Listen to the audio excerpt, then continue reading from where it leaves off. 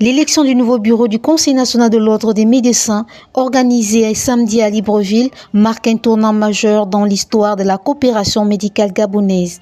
Après plusieurs semaines de tensions, de débats et de contestations autour des conditions d'éligibilité, les médecins ont finalement choisi le changement, emportant massivement une nouvelle équipe à la tête de leur institution.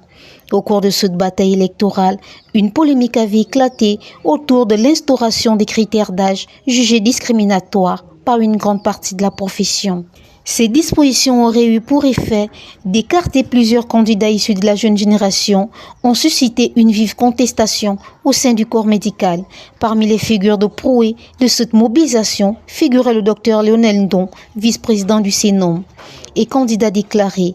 Très actif dans les débats, il a dénoncé ce qu'il considérait comme une tentative de verrouillage des institutions et a largement contribué à sensibiliser l'opinion médicale sur la nécessité d'un processus électoral plus inclusif.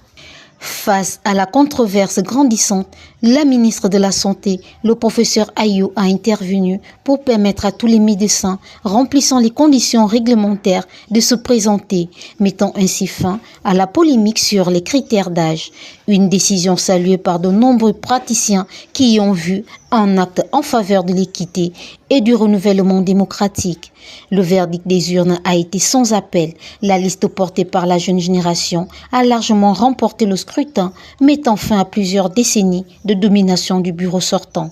Désormais, les attentes sont nombreuses à l'égard de la nouvelle équipe dirigeante. Réforme du code déontologie, améliorer les conditions d'exercice des médecins, défendre l'indépendance de l'ordre et renforcement de la confiance entre les praticiens figurent parmi les principaux défis qui attendent le nouveau bureau.